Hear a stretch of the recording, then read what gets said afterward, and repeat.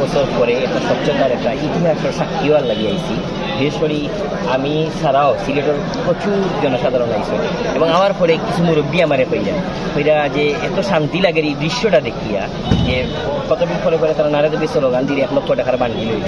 সুতরাং সাইড দিলে যদি লক্ষ লক্ষ টাকা উঠে তাইলে বছরের পর বছর কি পরিমাণের টাকা উঠে। তো এই যে ডিসি সার্ভার আলমে যে একটা ইতিহাসের সাক্ষী হইয়া সিলেটের লাগে, যে আমরা আফসোস করার বিষয় যে এইরকম একজন ডিসি মহোদয় আমরা রাখতাম পারলাম না। এবং তাই এই চাপর মধ্যেও দেখাইয়া যাইরা সরাসরি টেকা গনিয়া মিডিয়ার সামনে সিলেটবাসীর সামনে যে কি পরিমাণের টেকা এই দরগাত মানুষে দান খয়রাত করেন এবং এই টেকাগুলা জনকল্যাণে যাওয়ার কথা।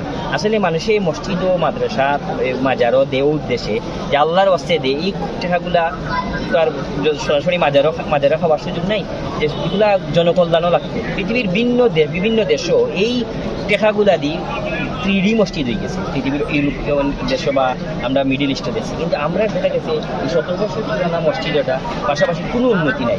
খাসেও মাদ্রাসা ছাত্রীদের ঠিক মতো খানি হয় না, বালা খানি খাইতে পারে না।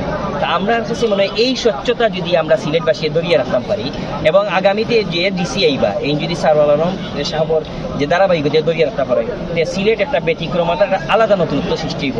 এবং অনুরোধ করব এই ডিসির যে বদলির আদেশ এটা প্রত্যাহার করা, সিলেটবাসীর প্রত্যাহার না করলে সিলেটবাসীর কলিজাত আঘাত দোয়াইব, যারা নীরব তারা এই আঘাতর লাগে জড়িত।